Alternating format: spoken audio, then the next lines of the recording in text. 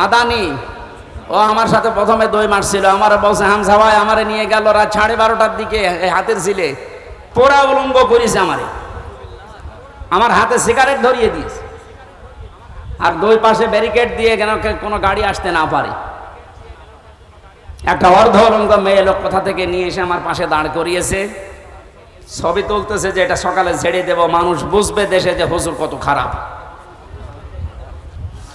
ও ছোট মানুষ, তো বয়স আমার সেম সেম, আমার 32 ও 30। ওই সময় হাউ মাউ করে কাঁদছিল ওই ফাঁসির কন্টেম সেলের ভেতরে। আমার বলছে হামজা আমি তো একেবারে অসহায়, যে কেউ নেই। বললাম এক এসআই কে ডেকে, ভাই আপনারা যা করছেন এটাকে হারুন স্যার জানে না, মানে উনি তো করছে। মজলুম অবস্থার দোয়া কবুল হয় আমার বিশ্বাস আছে। মন থেকে বড় দোয়া করলাম, আমার যা যা ওরা দেখেছে, আল্লাহ আমার সাথে যারা জড়িত এদেরকে তুমি ওইভাবে অপমান করো। ভিডিওতে একজন বলছে, আপা আপনি ঘাবড়াবেন না, আপনি ঘাবড়ালে আমরা নরম হয়ে যাই। কত বড় শয়তান! ওর চেহারার দিকে তাকিয়ে দেখলাম যে শয়তান তো আমি দেখিনি, যদি দেখতাম মনে হয় ওইরকমই হতো। সুতরাং বৈষম্য দূর করার জন্য যখন এই আন্দোলন হয়েছিল, সফল যখন হয়েছি, এদেশে কোনো বৈষম্য থাকবে না ইনশাআল্লাহ। সংস্কার যখন আরম্ভ হয়েছে, রাষ্ট্র সংস্কারের জন্য আন্দোলন ছিল না? এই কথা বলে না কেন? সংস্কার যখন আরম্ভ হয়ে গেছে অলরেডি, কোনো জায়গা যেন বাদ না থাকে। গত কয়েকদিন আগে আমির জামাত আপনাদের এই শিলাইদা এসে বলে গেছে না যে সংস্কার যখন আরম্ভ হয়েছে, যারা দায়িত্বে আছে আমরা চাই ইনাদের হাতে যেন সংস্কার শেষ হয়।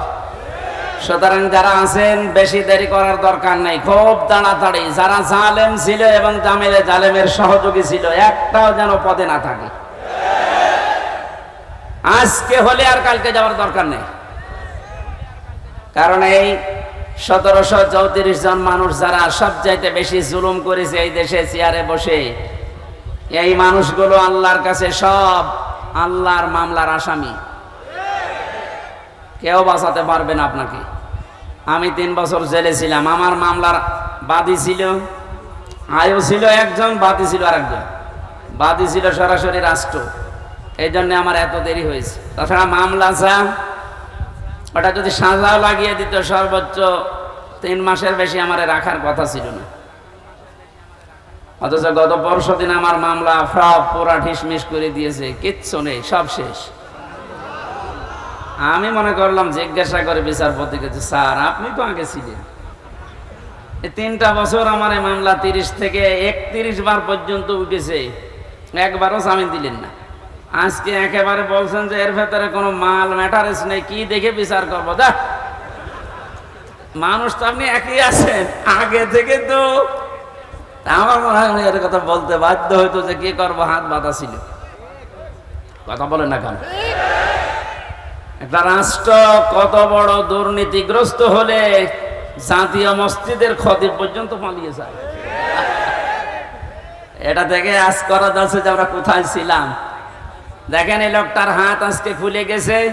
এতদিন যে লোকটাকে বারবার অ্যাডভোকেট যারা, উকিল যারা, ব্যারিস্টার যারা কত রিকোয়েস্ট করেছে, কত যুক্তি দেখিয়েছে যে একজন পরিচিত মানুষ, এ তো গোপনে কিছু করে না, এরপরেও বলেছে না কিচ্ছু করার নেই, হবে না, যান। মাসের পরে মাস না, 3 মাস 4 মাস 6 মাস পরে একটা ডেট দিত এভাবে। অথচ টাকা পয়সা দিয়ে এগিয়ে এগিয়ে এগিয়ে গিয়ে 30 থেকে 31 বার তুলেছে, দেয়নি। এই লোকটা গত কয়েকদিন আগে যেভাবে সব দিয়ে দিলে, এই যে মোবাইলটাও দিয়েছে, 3 বছর আটকিয়ে রেখেছিল, গত পরশুদিন দিয়ে দিয়েছে। আমি ভাবলাম যে আল্লাহ, এইরকম হাত বাঁধা লোক এদেশে আর নেই, আছে মানে সব জায়গায়। সুতরাং হাত যাদের খুলে গেছে, আপনি যেন আর হাত বাঁধা না হয় এই কাজ করবেন। আর যারা দায়িত্ব পেয়েছেন আপনাদের আহ্বান জানাচ্ছি, সংস্কার খুব তাড়াতাড়ি শুরু করেন, নয়তো মাসে মাসে কিন্তু ইস্যু তৈরি করে ওরা বিশৃঙ্খলা করবে। তৈরি করার চেষ্টা চালিয়েছিল হিন্দুদেরকে দিয়ে, হালে পানি নেয়নি। এক কথা বলছে না কেন? আনসারদের দিয়ে আক্রমণ চালানোর চেষ্টা চালিয়েছে, কিন্তু হালে পানি নেয়নি। কারণ দেশের মানুষ বুঝে ফেলেছে 42,000 আনসার নিয়োগ হয়েছে কয়েক বছরে, তার ভেতরে 35,000 গোপালগঞ্জের। 42,000-এর 35,000 যদি হয় গোপালগঞ্জে, তা আমরা কি ঘাস কাটছি? এই জন্য বৈষম্য বিরোধী আন্দোলনে যে কথাগুলো ছিল, যে দফাগুলো ছিল, সবগুলোর সাথে আমরা একমত। বিশেষ করে শেষ কথা, যেটা শেষ দফা, এক দফা এসেছিল যে আমরা জালেমের পদত্যাগ চাই। আল্লাহ এই দাবির সাথে আল্লাহ নিজেও ছিলেন। আমার তো মনে হয় শুধু ছাত্ররা না, এদের সাথে আল্লাহ আবাবিল পাঠিয়েছিলেন। আল্লাহ রাব্বুল আলামিন যেহেতু সব কিছু সংস্কার চলছে খুব তাড়াতাড়ি, যেন এই 1634 জন যারা বসেছিলেন অধিকাংশই পালিয়েছে, বাকি একটাও যেন না থাকে, যারা এতদিন পর্যন্ত বৈষম্যের শিকার হয়েছে, তারা যেন এখন এই চেয়ারগুলোতে বসে। এইটাই হবে ন্যায় বিচার। এটা কি হবে? এই ন্যায় বিচারের জন্যই আমরা আন্দোলন করেছিলাম। কথা বলেন ঠিক কিনা? সুতরাং শহীদ এবং আহত যারা আছে, এখনো হাজার হাজার মানুষ আহত, তাদের সুস্থতা কামনা করছে। কারণ সুস্থতা দেওয়ার একচ্ছত্র মালিকানা আল্লাহ। ঔষধ যদি আপনি একেবারে 24 ঘন্টা খাওয়াতেই থাকেন, আল্লাহর পক্ষ থেকে যদি এটা না আসে, তাহলে আপনি সুস্থ হবেন না। এটা আমরা বিশ্বাস করি। তো ঔষধের কোনো ক্ষমতা আছে? ক্ষমতা কার? আরো জোরে। এটা বাস্তবে নিয়ে আসা লাগবে। ইন্নাল্লাহা আলা কুল্লি শাইইন কাদির। সব ক্ষমতার মালিক আল্লাহ। সুতরাং যারা অসুস্থ আছেন, আল্লাহকে আমরা সব ক্ষমতার মালিক মনে করি, বিশ্বাস করি। উনি আমাদেরকে, এই অসুস্থ মানুষদেরকে যেন আবার স্বাভাবিক জীবনে ফিরিয়ে দেন। হ্যাঁ, কিছু মানুষের জীবন স্বাভাবিক হবে না, যাদের চোখ উড়ে গেছে, যাদের পা শেষ হয়ে গেছে। আমি সদর থানার সদর হাসপাতালে গিয়েছিলাম 6 তারিখের পরে। অনেকজনের দেখলাম এমন এমন অঙ্গ নেই যে কিয়ামত পর্যন্ত হায়াত পেলে অঙ্গ আর আসবে না। লজ্জায় স্থান উড়ে চলে গেছে একজনের। এটা আমাদেরকে মুক্ত জীবনে ফিরিয়ে দেওয়ার জন্য এত বড় স্যাক্রিফাইস যারা করেছে। বাংলাদেশে জামাত ইসলামী কুষ্টিয়া জেলা শাখার উদ্যোগে যে একটু সহযোগিতার হাত বাড়িয়েছিল, প্রত্যেকটি পরিবারে অন্তত 2 লক্ষ করে টাকা দিয়ে একটু দাঁড় করিয়েছে। এদেশে টাকাওয়ালা মানুষ আর নেই? বলেন। এখনো স্বাভাবিক অবস্থায় আমরা ফিরতে পারলাম না। যারা এই মুক্ত জীবন এনে দিল, তারা এখনো কাতরাচ্ছে। আর যে মানুষগুলোর কিছু হয়নি, এরা আন্দাজে লাফাচ্ছে যে না, সব বন্ধ করে এখন আমাদের এই জিনিস দাও। এরা আরেক জালেম। কথা বলেন। আমান আযলামু মিম্মান মানাআ মাসাজিদাল্লাহি আইয়ুযকারা ফিহা ইসমুহু ওয়া সাআ ফি খারাবিহা ইলা আখির আয়াত, সূরা বাকারা। না, বিভিন্ন জায়গায় কাদা আছে, থাক। এভাবে শোনা যাচ্ছে না? এভাবে শোনেন ভাই, একটু পরে আজান দেবে, এইভাবে শোনেন।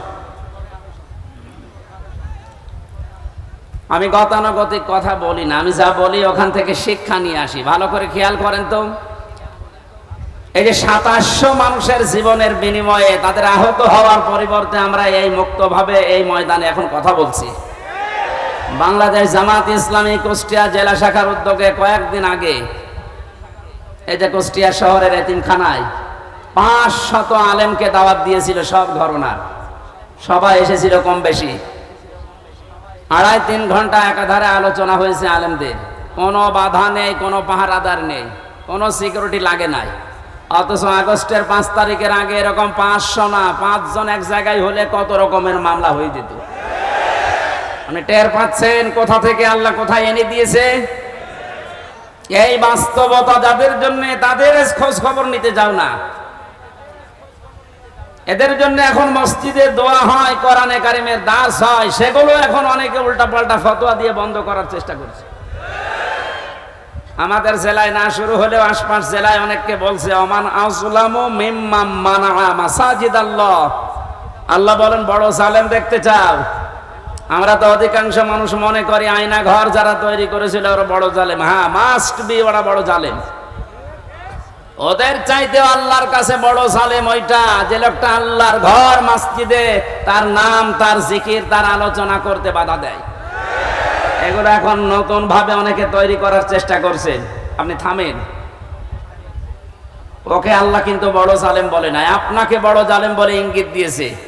কোরআনে কারিমের সূরা বাকারা প্রথম নাম্বার পারা 18 নাম্বার পৃষ্ঠা 17 নাম্বার পৃষ্ঠা 3 নাম্বার লাইনে আছে যে আল্লাহর দৃষ্টিতে বড় জালেম ওই লোকটা যে আল্লাহর ঘর মসজিদে আল্লাহর কোরআনের কথা, আল্লাহর নামের কথা, জিকিরের কথা বলতে দেয় না। এটা যাতে রেকর্ড হচ্ছে, কালকে সারা দেশে যাবে।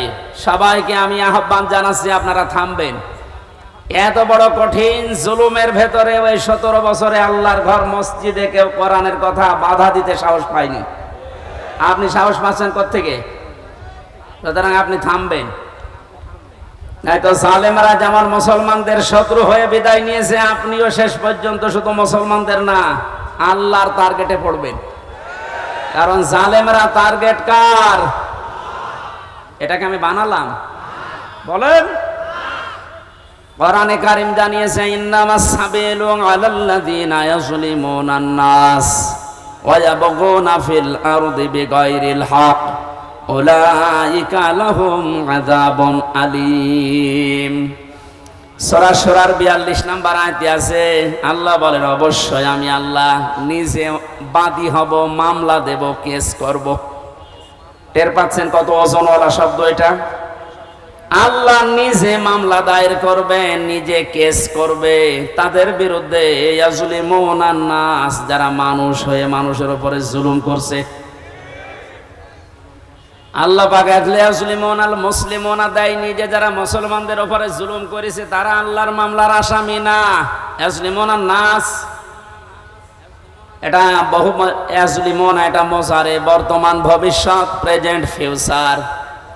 এখন যারা জুলুম করছেন, ভবিষ্যতেও যারা করবেন, আপনি কিন্তু এদেশে হামসার মামলার আসামি না, আপনি সরাসরি আল্লাহর মামলার আসামি। আমি আপনাকে বাঁচাতে এসেছি, এরপরও যদি উল্টা বোঝেন নিজের কপালে নিজে আগুন লাগাবেন। আমার কথার অর্থ বুঝতেছেন নাকি আন্দাজে ঠিক বলেন? আলহামদুলিল্লাহ।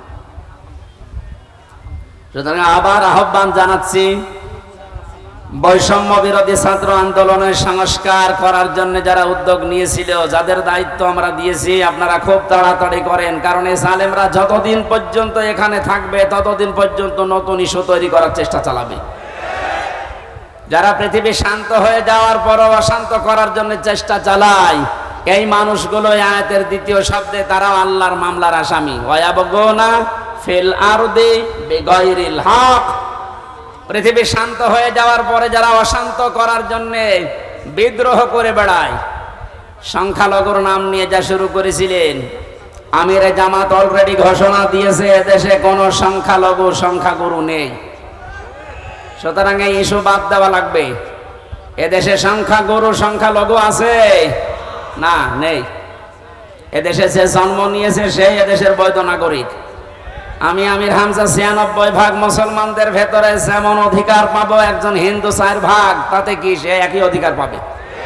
এই কথা বলছেন? এটা যখন বুঝে ফেলেছে, দেখছে না এ তো হালে পানি নাই না, ওটা বাদ দিয়েছে। এরপরে নামিয়েছে ডাক্তারদের, ওটাও পারছে না। এরপরে নামিয়েছে আনসারদের, ওটাও যখন পারে না, আমার মনে হয় ওদের যা চরিত্র, কিছুদিন পরে গলন্দ ঘাটের এই বেশ্যাদের নামাবে। খুব সাবধান থাকা লাগবে। আমি একটু খোলামেলা বলে ফেললাম, কারণ চরিত্র ওদের ওই রকমই, ওদের যা চরিত্র ওই রকমই। ঈমান যাদের ভেতরে আছে তারা 3টা কাজ কখনো করতে পারে না, এটা কোরআনে কারীম জানিয়েছে। সূরা ফুরকানের ভেতরে আছে 19 নম্বর পারার 4 নম্বর পৃষ্ঠা 14 নম্বর লাইনে। আপনি বাড়িতে যে তাফসীর মিলিয়ে দেখবেন, ঈমান যাদের আছে কয়টা কাজ করতে পারে না? আরো জোরে। এই 3টা কাজ যদি করে ফেলে তাদের শাস্তি আল্লাহ দেবেন ডবল। এই এখানে গল্প বন্ধ করো, একেবারে নড়াচড়াও বন্ধ। ওয়াল্লাযীনা লা ইয়াদউনা মা'আল্লাহি ইলাহান আখার, আল্লাহ পাক বলেন ঈমান যাদের আছে এই পৃথিবীতে তারা আল্লাহ বাদে অন্য কাউকে ডাকতে পারে না।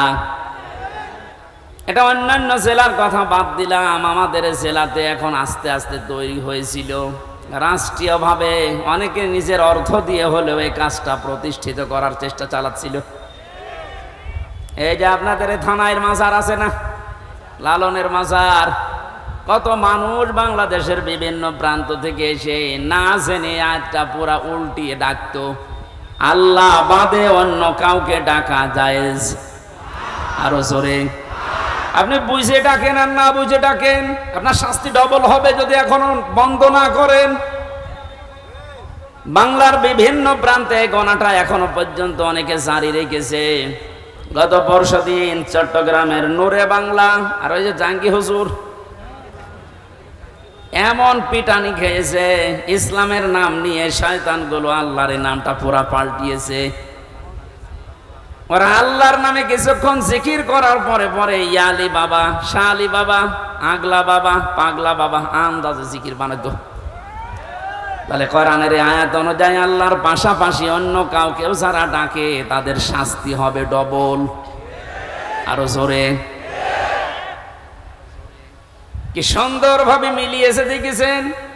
কোরআনে কারীম জানিয়েছে ওয়ালিল্লাহিল আসমাউল হুসনা ফাদউহু বিহা ওয়াযারুল্লাযীনা ইলহিদুনা ফি আসমাই ইলা আখির আয়াত। সূরা আরাফ 9 নম্বর পারার 13 নম্বর পৃষ্ঠার 5 নম্বর লাইনে আছে, এটা 179 নম্বর আয়াত। আল্লাহ পাক বলেন, আমি আল্লাহর অনেক সুন্দর সুন্দর নাম আছে, যে নামে পারো আমাকে ডাকো, কিন্তু সাবধান, আমার নামের সাথে যারা এলহাদ করে, আমার নামকে যারা পরিবর্ধন করে দেয়, নামের সাথে উল্টা পাল্টা কিছু জুড়ে ডাকে, তাদের সাথে ডাকবা না। আমি এত গভীরে যেতাম না, শুধু রেকর্ড হচ্ছে কারণে বলছি, সারা দেশে কালকে ছড়াবে। সাবধান, ঈমান যাদের আছে তারা যেহেতু 3টি কাজ করতে পারে না, আর তারা যদি করে ফেলে তাদের কিন্তু ডবল শাস্তি হবে। ইউদাআফু লাহুল আযাব ইলা আখির আয়াত। আল্লাহ পাক বলেন তাদের শাস্তি আমি ডবল দেব। 1 নম্বরের গোনা পেলাম যারা আল্লাহর সাথে অন্য কাউকে ডাকে। 2 নম্বরে ওয়াল্লাযীনা লা ইয়াদউনা মা'আল্লাহি ইলাহান আখারা, আল্লাহর সাথে যারা অন্য কাউকে ডাকছেন এখনই আপনি থেমে যাবেন। 2 নম্বরে এই পৃথিবীর ময়দানে কোনো মানুষ যেন জিনা না করে। কি না করে? এটা ছিল না? আপনি দরবেশের দিকে তাকিয়েছেন, এত বড় বড় দাড়ি, আরে শেষের জীবনটা যেগুলো দেখলাম যদি সত্য হয় উনি পুরাটা জেনায় ছিলেন। কারণ যে স্বামীর কাছ থেকে তার স্ত্রীকে কেড়ে জোর করে বিয়ে করেছে, ও আসল স্বামী তো এখনো তালাকি দেয়নি।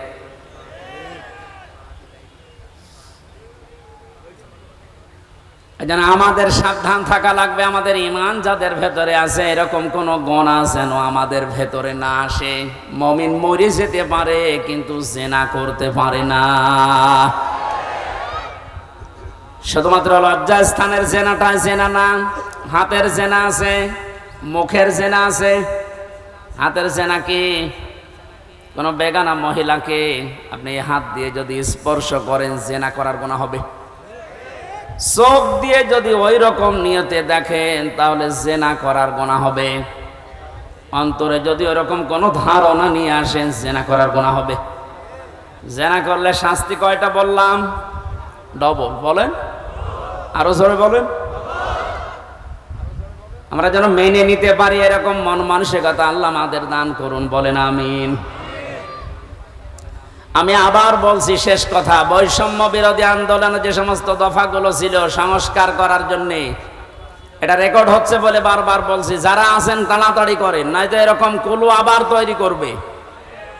প্রধান বিচারপতিকে দিয়ে একবার চেষ্টা চালিয়েছিল, ছাত্রদের জন্য পারে নাই। আমার তো এই যে 8টা 9টা ইস্যু তৈরি করার যা শুরু করেছিল বিদ্রোহ, আমি দেখলাম সবগুলোই আল্লাহ নিজে যেন হ্যান্ডেলিং করছে। সুতরাং যখন কাজ হচ্ছে না আপনারাও থামেন। জালেম তো বিদায় নিয়েছে। কোরআনে কারিমের অনুষ্ঠানে হাজার হাজার মানুষকে নিয়ে আল্লাহর কাছে বলছে, আল্লাহ কিয়ামতের আগে যেন এদেশের চেয়ারে আর কোনো জালেম না আসে। বলেন, আমির জামাত তো এই দিকে ইঙ্গিত দিয়েছিলেন যে এক জালেমের হাত থেকে মুক্ত হয়ে যেন আমরা অন্য কোনো জালেমের হাতে না পড়ি। অথচ কিছু মানুষ নিজের দিকে এটা নিয়ে উল্টা পাল্টা ফতোয়া দিচ্ছে। আরে ভাই, আপনার নাম বলেছে, তাহলে আপনি নিজে অবশ্যই ঠাকুর ঘরে কে রে, আমি তো বলা খাই না। আপনার নাম বলেছে যে আপনি এই চেয়ারে বসলে আপনি জুলুম করবেন, তার মানে আপনি করবেন, এই জন্য আপনার ভয় হচ্ছে। ওনার দূরদর্শিতা সম্পর্কে আপনি জানেন না, তাই উল্টা পাল্টা ধারণা করেন। আমি ওইদিকে আর গেলাম না। সুতরাং আমরা যেন সাবধান থাকি। দরুদ পড়ছি আমাদের নবী মুহাম্মদ রাসূলুল্লাহর উপরে, যাকে আল্লাহ কোরআনে বিশেষভাবে 7টা নাম ধরে ডাক দিয়েছিলেন। তার 1 নম্বরে নাম ছিল ইয়াসিন। নাম কি? এখানে কুমারখালী ফাজিল মাদ্রাসা এবং আশপাশের দাখিল আলিম মাদ্রাসার কত সুপার সহ সুপার মাওলানা বসে আছে। ইয়াসিন এটা আল্লাহর ঘোষণা দেওয়া শব্দ। ইয়া হরফে নেদা, ইয়া মানে হে, সিন মানে সাজ্জেদ, সাজ্জেদ মানে নেতা। তাহলে আল্লাহর ঘোষণা দেওয়া নেতা এই পৃথিবীতে মাত্র একজন। কয়জন?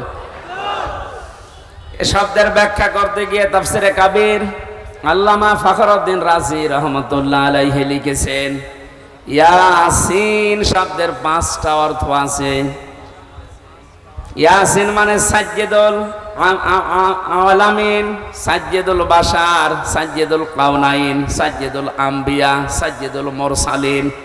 তার মানে আল্লাহ বোঝাতে চেয়েছেন, পৃথিবীর মানুষেরা যদি মনে করো যে আমি পৃথিবীতে বাস করি, নবীকে আমার মানাই লাগবে, অন্য কোনো জগতে গেলে আর মানা লাগবে না। না, ইয়াতানাজ্জালুল আমরু বাইনাহুন্না, প্রত্যেকটা আসমানে আমার আল্লাহর বিধিবিধান নাজিল হচ্ছে। ওই সমস্ত সৃষ্টির জন্য আলাদা বিধান আছে। কেউ যদি মনে করে আমি মঙ্গল গ্রহে বাস করি, আমি চাঁদের দেশে থাকি, আমার তো ওখানে নবীকে নেতা মানা লাগবে না, আদর্শ মানা লাগবে না। না, এই জন্য সাজ্জেদুল আলামিন দিয়েছেন বহু বচন। আপনি যে কোনো গ্রহে বাস করেন না কেন, সেখানে মুহাম্মদুর রাসূলুল্লাহকে আপনাকে নেতা মানাই লাগবে। এই শব্দটা আমি কয়েকবার উচ্চারণ করলাম, খেলা করার জন্য না।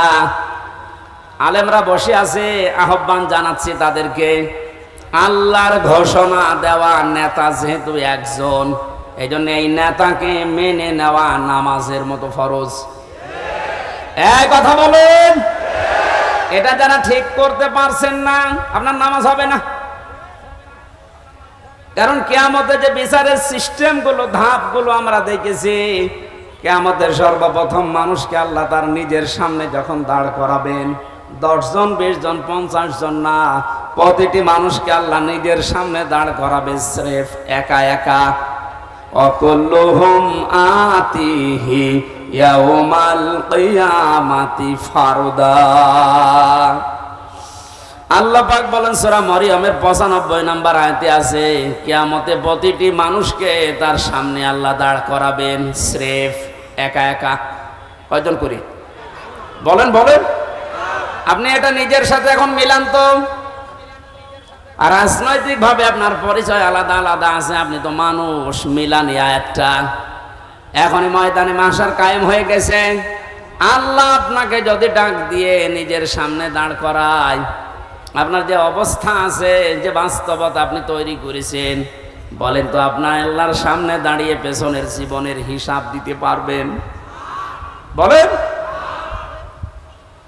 আমি একা একা থাকলে মাঝে মাঝে ভাবি, আল্লাহ তুমি যদি বলো হামজা 2024 সালের আগস্ট মাসের 31 তারিখ পর্যন্ত তোরে মাফ করে দিলাম, যা। শুধু সেপ্টেম্বরের 1 থেকে 5 তারিখ, এই 5 দিনের হিসাব দিয়ে তুই জান্নাতে চলে যা। আমার যা ইমান আমল, আমার যা বাস্তবতা, আমার তো মনে হয় 5 দিনের হিসাব দেওয়া সঠিকভাবে সম্ভব না। আপনারা পারবেন না? আপনারা পারবেন। কাবা শরীফ যখন তাওয়াফ করে মানুষ, এই যে হাজী সাহেব বসে আছে, কত 6টা চক্করে মানুষ বলে আল্লাহকে, আল্লাহুম্মা ইন্না আলাইয়া হুকুকান ফিমা বাইনি ওয়া বাইনিকা। হে আল্লাহ, তুমি আমার মালিক, আমি তোমার গোলাম, দাস, ভৃত্য, সার্ভেন্ট যাই বলেন, এ পরিচয় দিচ্ছে যে তুমি আমার মালিক, আমি তোমার দাস। দাস হিসাবে তুমি আমাকে সব কিছুই তো দিয়ে দিলে। আমাকে নেই থেকে হামজা বানিয়েছ, আমি তো উল্লেখ করার মতো কিছু ছিলাম না, অথচ আজ হামজা হয়ে বসে আছে হাজারো মানুষের সামনে। এখানে অবদান পৃথিবীর কারণে, সব অবদান শুধু তোমার। হ্যাঁ, আমার মা বাবার অবদান আছে কি? তারা শুধু বিছানায় ছিল, এই শেষ।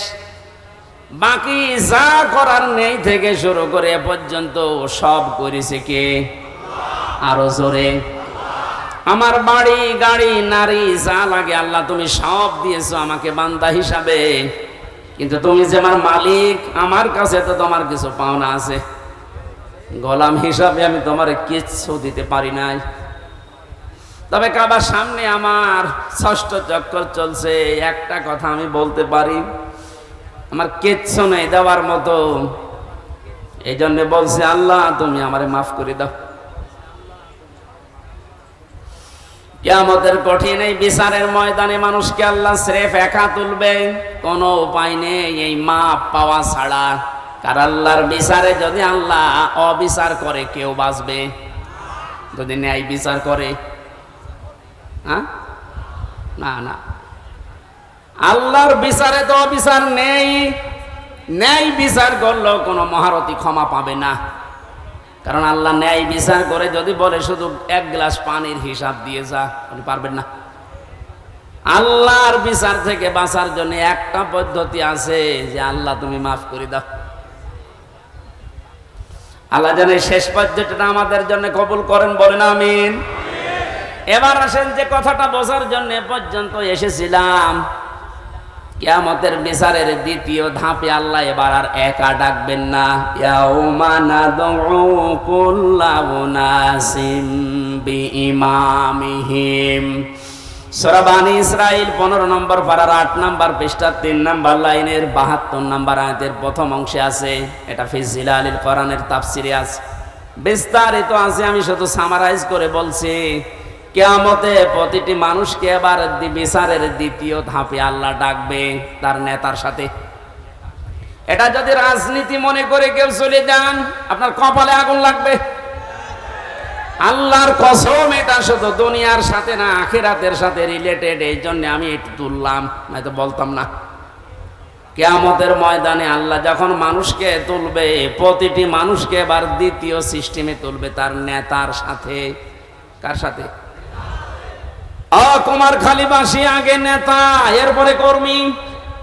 আপনার বিবেককে এবার প্রশ্ন করেন তো, আপনি যে নেতার আদর্শ মেনে চলেন, যার পেছনে স্লোগান দেন, যাকে রায় দিয়ে ভোট দিয়ে নেতা বানিয়েছেন, এই লোকটার যে চরিত্র, এর যা সুরাত সিরাত, আর এর যা ঈমান আমলের অবস্থা, ও যদি আল্লাহর সামনে দাঁড়ায়, আপনি তার পেছনে, ওরে দেখলেই তো আল্লাহ রাগ হয়ে যাবে। ও বলছে ঠিক, তার মানে ও ধরা খেয়ে বসে আছে। ও যদি এখনই বলে ঠিক যে আমি যারে মানি ওরে আল্লাহ দেখলে আল্লাহর রাগ হবে, আপনি তো ধরা খাবেন। কথা তো সত্যি, এইটাই আসল কথা। আপনি যারা ধরা না খান, সুতরাং এমন মানুষের পেছনে থাকা লাগবে, এমন মানুষকে আদর্শ হিসাবে সামনে নিয়ে আসা লাগবে, যারে দেখলে আল্লাহ খুশি হয়ে যায়। এখন এই লোকটাকে আফজাল সাহেব না, এখন দেখেন তো আফজাল সাহেবের কাঠিতে পড়ে কিনা। সারা নেশা 5 নাম্বার পারা 6 নাম্বার পৃষ্ঠা 9 নাম্বার লাইনের 59 নাম্বার আয়াতের প্রথম অংশে আছে, ইয়া আইয়ুহাল্লাযীনা আমানু আতিউল্লাহা ওয়া আতিউর রাসূলা ওয়া উলিল আমরি মিনকুম। আল্লাহ ইমানদারকে ডাক দিয়েছেন, ইমানের দাবি করো, তে পূরণ করবা না। তোমাদের দাবি হচ্ছে তোমরা আল্লাহর ইতাআত করো, রাসূলের আনুগত্য করো, আর উলিল আমর তোমাদের ভেতরে যারা নেতৃত্ব দেয় এদের মেনে চলো। কুষ্টিয়াবাসী, বাংলাদেশের 64 জেলার ভেতরে এই কুষ্টিয়াকে আমি বেশি ভালোবাসি, কারণ এই জেলাটা আমার। আমি চাই আপনারা বাঁচেন, বেঁচে থাকেন, যেন জাহান্নামী হয়ে না যান। এই যে আতিউ, এটা কিন্তু ভার্ব, এটা ফেল, এটা ক্রিয়া। এই শব্দটা আল্লাহ নিজের নামে রাসূলের নামে দিয়েছেন, উলিল আমরের আগে দেননি। কি কথা বলেন না? খান আমি যতগুলো তাফসীর পড়েছি, সব মুফাসসির আয়াতের ব্যাপারে ব্যাখ্যা এইটাই লিখেছেন, আল্লাহ রাসূলকে মানা লাগবে, কোনো প্রশ্ন করা যাবে না। কিন্তু আল্লাহ রাসূলের পরে যদি কিয়ামত পর্যন্ত আপনি কাউকে মানতে চান, নেতা হিসাবে নেতৃত্ব দেবে, তাকে যদি মেনে চলতে চান, মাস্ট বি দেখাই লাগবে এই লোকটা আল্লাহ রাসূলকে মেনে চলে কিনা। আরে এই আয়াতটা বাংলাদেশে আজ কায়েম হয়ে গেলে তো ইসলাম চলে আসে। এক কথা বলে না কেন? আল্লাহ রাসূলকে যে লোক মেনে চলে না, ও আমার বাবা হলে ওরে আমি মানি না। এ কথা মানবেন কারা দেখি? লিল্লাহি তাকবীর। এই দেখেন তো, হাত তোলেনি কে? দেখেন, আলহামদুলিল্লাহ। ঠিক আছে, আপনার মানে ওয়াজ তো হয়ে গেছে, এবার মোনাজাত করে দিই। আবার কি ওয়াজ করবো? এটাই তো, আল্লাহ রাসূলকে যে মানে না সে আমার বাবা হলেও মানি না, তাহলে এদেশে আর কিছু থাকবে? ইসলাম চলে আসবে ইনশাআল্লাহ। আমরা জরিপ দেখতে পাচ্ছি, আগস্টের 5 তারিখের আগে একরকম ছিল, এই আজকে রাতের পাল্টিয়ে গেছে। এই মাত্র 30 দিনে পুরা পাল্টিয়ে গেছে। 16 জন চাইতো এই দেশে ইসলাম রাষ্ট্রীয়ভাবে কায়েম হোক 5 তারিখের আগে। এখন জরিপ যেটা বলছে, এই 1 মাসের ব্যবধানে বাংলাদেশে এখন প্রায় 35 জন মানুষ চাচ্ছে দেশে ইসলাম কায়েম হোক। এটা যদি এভাবে চলতে থাকে, 51 জন যেদিন হবে সেদিন কোন মহারথী আর বাধা দিয়ে ঠেকাতে পারবে না ইনশাআল্লাহ।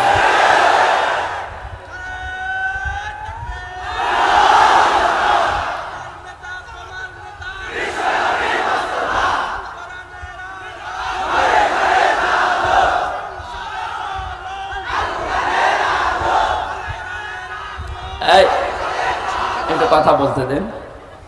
কয়েকদিন আগে সিরাজগঞ্জে ছিলাম, একটা আমি দোকানে ঔষধ নেওয়ার জন্য, আমার মুখ বাঁধা ছিল, বসে আছি। একটা লোককে বলছে, ভাই যে আমির হামজা আসতেছে, ওয়াজ শুনতে যাবেন না? উনি জবাব দিয়েছে, ওয়াজ কি শুনতে যাব, গেলে তো রাজনীতি হবে। চিন্তা করেন তো, ওর মন মানসিকতা কোন দিকে। আমি কি রাজনৈতিক দলের কোন লিডার? এই বলেন, আমি কি ঘোষণা দিয়েছি যে আমি ভোটে দাঁড়াবো? আপনার এত ভয় কেন? রাজনীতি এটা কোরআনের একটা অংশ। 903 জায়গায় আল্লাহ ডাইরেক্ট ইনডাইরেক্ট এই শব্দগুলো দিয়েছে। রাজনৈতিক জীবনে যেন আপনি জাহান্নামে চলে না যান, এই জন্যই তো পাহারা দিচ্ছি। এক কথা বলেন। আর আপনি উল্টা বুঝে, না এটা রাজনীতি হবে। রাজনীতি হবে মানে কোরআন বাদ দিয়ে রাজনীতি আছে? কোরআন বাদ দিয়ে যারা রাজনীতি করেছে, তাকান দরবেশ পর্যন্ত 36,000 কোটি টাকার ইনক্রিজ। যেহেতু কোরআন ছিল না, এই জন্যই তো এত দুর্নীতি। কোন জায়গায় যেন এই দুর্নীতি আর ফিরে আসতে না পারে। আল্লাহ রাব্বুল আলামিন নবীকে ডাক দিয়েছিলেন কয়টা নাম ধরে? 7টা। কয়টা? 7টা নামে ডাক দিয়েছেন পুরা কোরআনে। তার 1 নম্বরে হচ্ছে ইয়াসিন। সুতরাং আপনি যদি পৃথিবীর কোন জায়গায় বাস করেন, আপনাকে নেতা হিসাবে, আদর্শ হিসাবে মানা লাগবে মুহাম্মদুর রাসূলুল্লাহকে। যদি বলেন না আমি পৃথিবীতে থাকি না, আমি থাকি মঙ্গল গ্রহে, ওইটা কার? বলেন বলেন। এই জন্য মুফাসসির দিয়েছেন সাইয়্যিদুল আলামিন, বহু বছর যেখানেই থাকেন সেখানেই নবীকে মানা লাগবে কিয়ামত পর্যন্ত। আল্লাহ আমাদেরকে, অনেকে বলে যে ইয়াসিন সূরা একবার পড়লে 10 খতম কোরআন শরীফের সওয়াব হয়। হ্যাঁ হয়। এর ভেতরে যে 83টা শিক্ষা আছে, আপনি তো একটাও মানেন না। কিসের সওয়াব হবে আপনার? এর প্রথম শিক্ষা এইটা যে ইয়াসিন আল্লাহর ঘোষণা দেওয়া নেতা। কয়জন? নেতা নেতা বারবার বলছে, মানে রাজনীতি মনে করছেন? এটা যদি রাজনীতি হয়, এইটাই রাজনীতি। বলেন বলেন। মুহাম্মদুর রাসূলুল্লাহ যতদিন পর্যন্ত খাবারের এই ছড়িকে আবু জেহেলের মাথা থেকে আবু বকরের মাথায় নিয়ে আসতে না পেরেছেন, ততদিন তিনি মানুষের মুখে হাসি ফোটাতে পারেননি। খাবার তো একই ছিল, খাবার একই ছিল না, শুধু ঝড়িটা আবু জেহেলের মাথা থেকে নামিয়ে আবু বকরের মাথায় তুলে দিয়েছিলেন, হযরত ওমরের মাথায় তুলে দিয়েছিলেন। সিস্টেম একই ছিল, মানুষও এক, খালি পাল্টিয়েছে ঝড়িটা। ওর জামানায় থাকতে মানুষ না খেয়ে মরিছে, আর হযরত আবু বকর ওমরের জামানায় এসে মানুষ না খেয়ে মরিছে। আমরা তো এইটাই চাই কোরআন দিয়ে। কথা বলেন না কেন? আল্লাহ ঘৃণিত করে দেন যে মানুষগুলো সীমা ছাড়িয়ে যায়, তাদের বসবাসের জায়গা পর্যন্ত আল্লাহর কাছে ঘৃণিত। এটার বাস্তব প্রমাণ হচ্ছে আবু জেহেলের বাড়ি। কাবা শরীফ তাওয়াফ করার পরে আমি যখন উপরে গেলাম দেখলাম আমার পেটে ব্যথা করছে। পুলিশকে ডাক দিয়ে বললাম, ভাই এতক্ষণ তো ভালোই ছিলাম, এখন পেটে ব্যথা করছে মানে? পুলিশ তার আমার ভাষা বোঝে নাই। আমার বলছে, ইয়া হাজিউল হুজ্জাত আয়না বিলাদুকা, ও হাজি দেশ কোথায়? যে তুমি বাংলাদেশ, বাংলাদেশ থেকে এসেছি। ওর ভাষা দিয়ে আমারে বোঝাচ্ছে, ভাই হাজি সাহেব আপনি জানেন না এটা কোন জায়গা? না তো। আবু জেহেলের বাড়ি। আপনি এখনো পায়খানা না করে দাঁড়িয়ে আছেন, তাড়াতাড়ি করেন। সত্যি কথা বলছে, পায়খানা করে দেখি পেটের যে ব্যথা ছিল সব ভালো হয়ে গেছে। আল্লাহ আমাকে জানাতে চেয়েছে, হামজা 4.5 লাখ টাকা খরচ করে আসলে ওই সময় 16 সালে, এখনো পায়খানা না করে দাঁড়িয়ে আছো, তাড়াতাড়ি করো। ওর বাড়ি পর্যন্ত আল্লাহ এত ঘৃণিত, এত নিন্দিত বানিয়েছে। জায়গাটা কিন্তু দামি জায়গা, কাবার পাশেই। এমনকি নবীজির বাড়ি ওর বাড়ি থেকে, কাবার থেকে আরো দূরে ছিল। কারণ কাবার পাশে আবু জেহেলের বাড়ি, এরপরে নবীর বাড়ি। কাবার পাশে যতগুলো জমি জায়গার দাম বেশি না কম বলেন? শুধু জালেমের বসবাস হওয়ার কারণে আল্লাহ আন্তর্জাতিক টয়লেট বানিয়ে দিয়েছে। তাম দুনিয়ার মানুষ এই কাজ করে। কি আমি এতক্ষণ কি বলছি? এদেশে যারা জুলুম করেছে তার জায়গা জমি বাড়ি ঘর যত দামি হোক, এটা আল্লাহর কাছে এখন ঘৃণিত। কারণ দেখবেন মুজদালিফা থেকে যখন মানুষ যায়, একটা জায়গা আছে খুব তাড়াতাড়ি হাঁটে, কারণ এটা গজবের জায়গা। জালেমদের এই জায়গাগুলো এত বেশি ঘৃণিত, নিন্দিত, এত বেশি অপমানকর হয়ে যায় আল্লাহর কাছে, আল্লাহ ওইটাকে পর্যন্ত আর পছন্দ করে না, ওখানে জালেম থাকতো তাই। সুতরাং বাংলার কুষ্টিয়া জেলা সহ যত জায়গায় জালেমের বসবাস ছিল, আহ্বান জানাচ্ছি যারা দায়িত্বে আছেন এই জায়গাগুলো ইন্টারন্যাশনাল পায়খানা বানিয়ে দেন। একটু বেশি বলে ফেললাম? না না, বেশি হয়নি, কম হয়েছে। কারণ এই জায়গা থেকেই তো ইসলাম মানবতা ধ্বংস করার জন্য ওখানে বসে বসে দুর্বিসন্ধি করতো। কুষ্টিয়া এরকম জায়গা ছিল না, যেখানে যেখানে ছিল ওগুলো পায়খানা বানিয়ে দিন। মানুষ যেন কিয়ামত পর্যন্ত কুষ্টিয়া জেলায় যারা আসবে তারা যেন জানে যে জালেম তো একটা ছিল এই দেশে। আসিফ মাহমুদ নামে যে উপদেষ্টা কয়েকদিন আগে ঘোষণা দিয়েছে, আয়না ঘর এদেশ থেকে যেন ধ্বংস করা না হয়, ওটা স্মৃতি হিসাবে রেখে দেন। সারা বিশ্বের মানুষ আসবে, মানুষ যেন জানে যে এই পৃথিবীর ময়দানে বাংলাদেশ নামে একটা দেশ ছিল, সেখানে একটা জালেম ছিল। মানুষ কত কঠিন হৃদয়ের হলে আয়না ঘর বানাতে পারে, আমার মাথায় আজও ধরে না।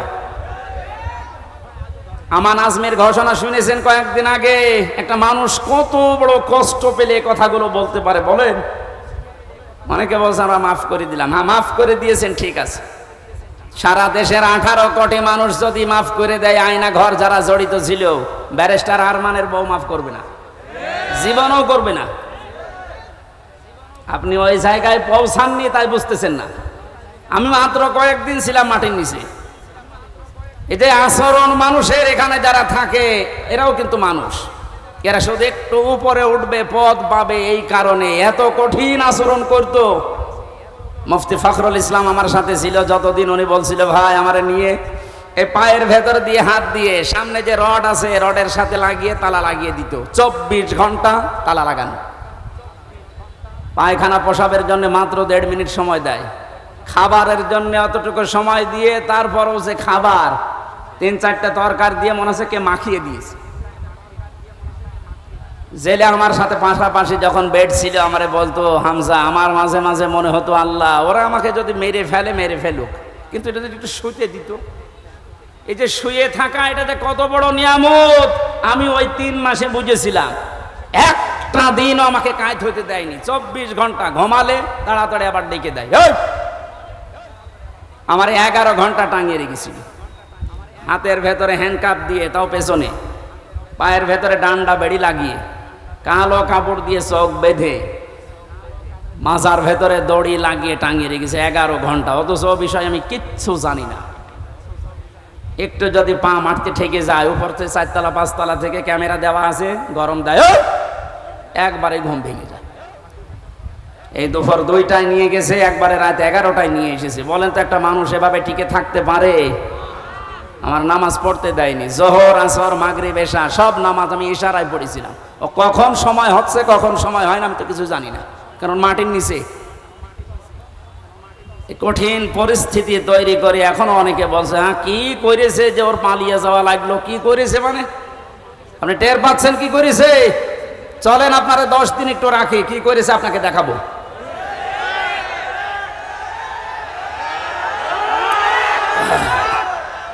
এই জন্যে তো জালেমের বিরুদ্ধে হামজার মামলা না, মামলা কার বলেন? সুতরাং এর জালেমেরা এরা কিন্তু টার্গেট হামজার না, এ টার্গেট আল্লাহর। এই জন্যে তো এত ভয়। যেদিন আমার রায় দিয়ে পুরা মামলা ঢিসমিস করে দিয়েছে, ওই দিন আমার মামলার আয়োগকে কল দিয়েছিলাম। এতদিন ওরে আমি স্যার বলতাম, এখন দেখছি উল্টা করে আমারে স্যার বলছে। কি হয়েছে? বলছে হুজুর মাফ করে দেন। মাফ করে দেন মানে? আমার ধরার পর আমার বাবার কাছ থেকে বলেছিলেন যে আর মামলা দেব না, 50 লাখ 10 লাখ টাকা দিন। আমার বাবা তো গ্রাম্য মানুষ, সঙ্গে সঙ্গে 8 লাখ টাকা দিয়েছে। ওই টাকাটা ফেরত দিন। আপনি মাফ চাচ্ছেন, টাকা ফেরত দিয়ে যান, তারপরে মাফ হবে। এই কাউন্টার টেররিজমের যেই কয়টা দায়িত্বশীল ছিল এগুলো মানুষের মধ্যে পড়ে না, এগুলো জানোয়ারের চাইতেও খারাপ। আমি নাম ধরেই বলছি, এই মনিরুল, এই আসাদুজ্জামান, ডিসি মান্নান, হারন তো 3 ইঞ্চি। ওর নাম মুখে উচ্চারণ করাও ঠিক না। এই শয়তান এত উপরে উপরে দেখাতো, রিমান্ডে এসে মনে হতো তো ফেরেশতা, অথচ ভেতরে ভেতরে যে আলেমদের এত বড় ক্ষতি করিস। ওই যে ছোট হুজুর যেটা মাদানি, ও আমার সাথে প্রথমে দই মারছিল। আমার বলছে হামজা ভাই আমারে নিয়ে গেল রাত 12:30টার দিকে হাতের ছিলে পোড়া উলঙ্গ করিস আমারে, আমার হাতে সিগারেট ধরিয়ে দিস, আর 2 পাশে ব্যারিকেড দিয়ে কেন কোনো গাড়ি আসতে না পারে।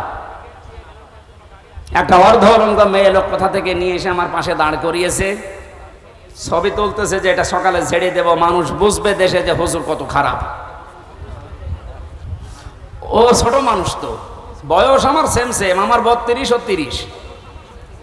ওই সময় হাউ মাউ করে কাঁদছিল ওই ফাঁসির কন্টেম সেলের ভেতরে। আমার বলছে হামজা আমি তো একেবারে অসহায়, যে কেউ নেই।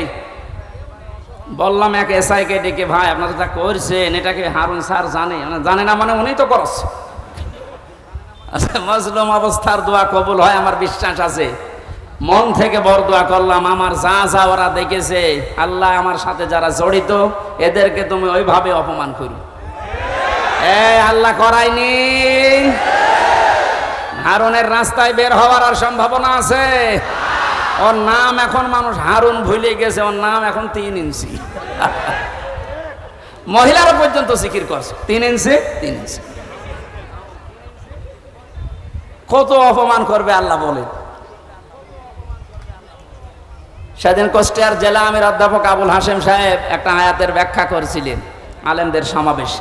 অনেক জালেমরা মনে করেছিল যে জিয়ারে ছিলাম, এমন হয় আল্লাহ আমাদের ভালোবেসেই দিয়েছে। আমারে কুষ্টিয়ার সদর থানায় যেদিন সে 11 সালে প্রথম গ্রেপ্তার করে, আমি সুদের বিরুদ্ধে বলেছিলাম, এই আমার অপরাধ ছিল। আমারে শিবির করে, শিবিরের ক্যাডার রক কাটি বেড়ায় আন্দাজে। এগুলো নিয়ে যখন নিয়ে গেল, আমারে বলছে ওসি সাহেব, ওই সময় আসাদুজ্জামান নামে এক ওসি ছিল, গোপালগঞ্জে বাড়ি।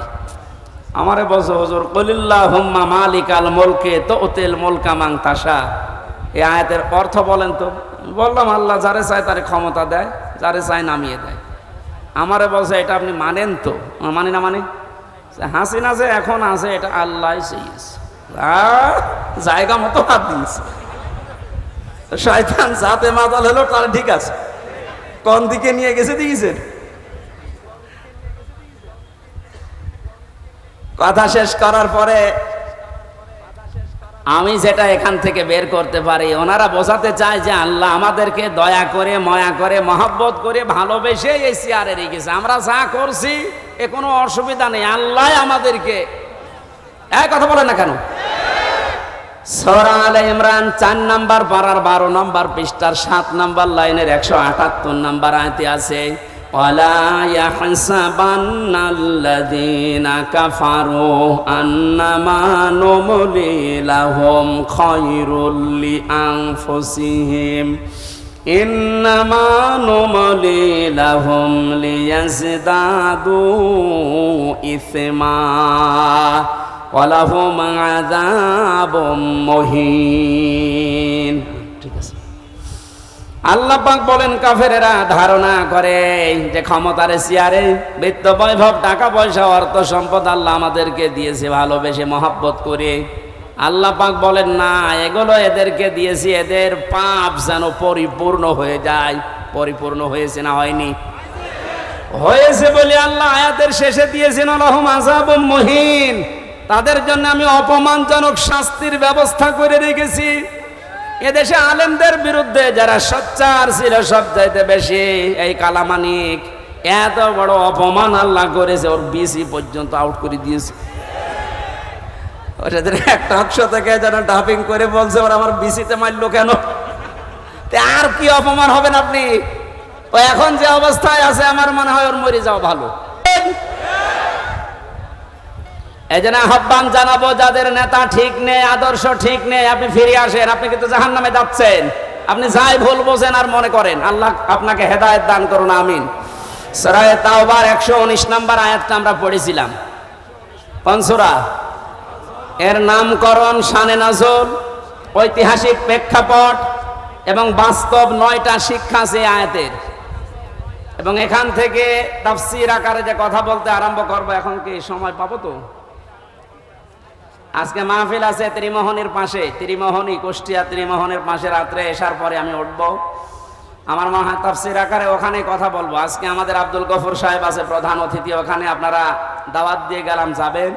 খুব সংক্ষেপে করছি। ইয়া আইয়ুহাল্লাযীনা আমানু, আল্লাহ ইমানদারকে ডাক দিয়েছেন। আমরা ইমানদার না বেঈমান? আমাদেরকে আল্লাহ ডাক দিয়েছেন ইত্তাকুল্লাহ, আমাকে ভয় করো। আল্লাহকে ভয় করলে 9টা ফল পাওয়া যায় দুনিয়ায়, আখিরাতে পাওয়া যায় 27টা। এই বিষয়ের উপর আজকে আমরা ওখানে কথা বলছি। আকুনু মা'আস সাদিকিন, তোমরা সত্যবাদীদের সঙ্গে থাকো কাজে এবং কর্মে। আল্লাহ রাব্বুল আলামিন বাস্তবে আয়াতটা আমি খুব ব্যাখ্যা করার জন্য সময় না পাওয়ার কারণে দুঃখিত। আগামীতে যেহেতু আজকেই এশার পরে ওখানে যাবেন, কোন মা'আস সাদিকিনের উপরে কথা বলবেন ইনশাআল্লাহ। আল্লাহুম্মা আমিন।